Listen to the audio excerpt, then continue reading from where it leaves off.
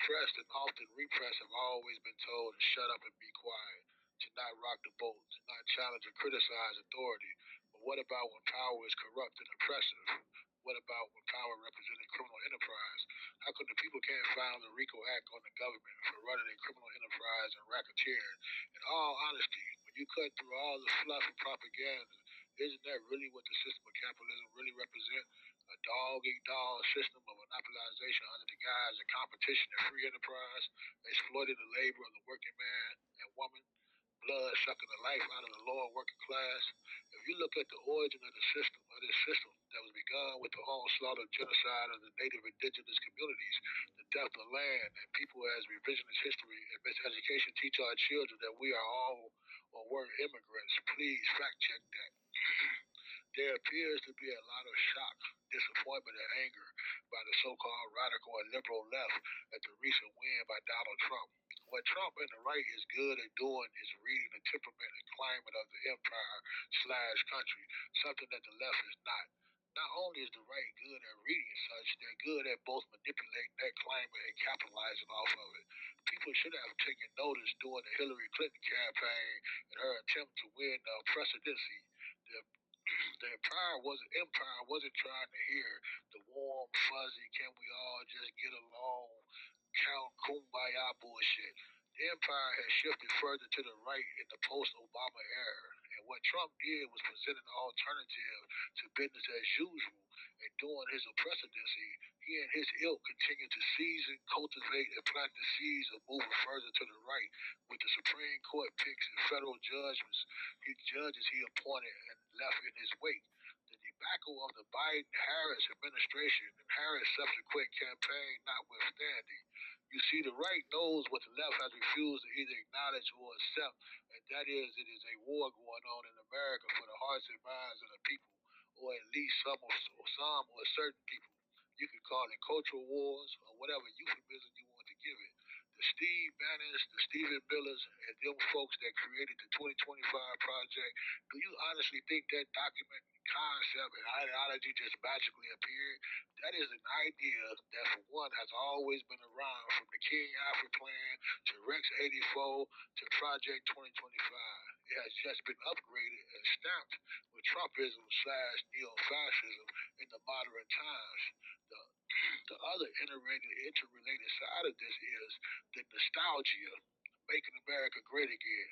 With the re-election of Donald Trump, I've been listening to a lot of conversations and those talking heads of mainstream media platforms rant about how and why allegedly 50% of the empire voted to re-elect Donald. So let me add my tiny voice to the fray. I think that people are looking at it from only one perspective. Supposedly, a nice percentage of the new African/black folks, Hispanics, and women voted for Donald Trump and what will prove against their own best interests. Instead of just painting everyone that supported him as a racist, ignorant, trash/garbage, etc., it may be another angle or explanation. I think that it is more complex than that, and that we can take a more scientific, dialectical, materialist approach in our analysis instead of just an emotional one. Is it a possibility that large sections of society are no longer happy or content with the system of government that we have and desire something different? That over 50% of the people want something different and refuse to be the proverbial monk continuing to toll the bell. It's possible that a large majority of the people want to see the system of government restructured or radically changed, and the only alternative being presented to the people as the person to bring about such to get it done is a reactionary neo-fascist named Donald Trump. The so-called left, who appears to be delusional and out of step with time, has abandoned ship or has continued to jump onto a sinking ship, which is the Democratic Party, as opposed to creating and building a militant revolutionary socialist party or revolutionary party in general to present to the masses an alternative. Could this have also been a rebellion/revolt/protest vote? As one prison crack stated, this election was to send a message that we aren't going to be told who to vote for based on race, sex, or gender, etc. And on the other side, a non-vote by those who stand with the liberation of Palestine and rejected the Biden-Harris policies in the Middle East. A suggestion to the so-called radical is that you take a lesson from the right playbook and while at it, while at it, get off the drug of the Democratic Party that you have that has you fiending every 4 years for a fix that you know in the end it will, that you know in the end will make you sick and send you into withdrawals. How about being proactive and consistent and trying to cultivate a more radical terrain in politics that could lead to or give rise to a more radical, militant, and revolutionary orientated political party? How about engaging in real ideological struggle around issues, not being afraid to not only speak real truth to power, but actually change power? Do you see on the right how much of the youth they have indoctrinated and mobilized, including the students?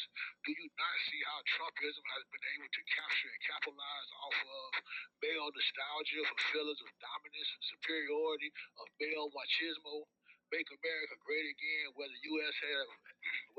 had a hard dick and the rest of the world was afraid to fuck with us, bringing back the prestige of America. And when I say us, I'm talking about them, okay? Trust that. How many women fell into the movement slash hype of national chauvinism? This energy of false masculinity and chauvinism even seduced men of color who couldn't bring themselves to vote for a weak, emotional black woman who didn't care or wasn't outraged that this neo-fascist Trump called her a bitch on national TV.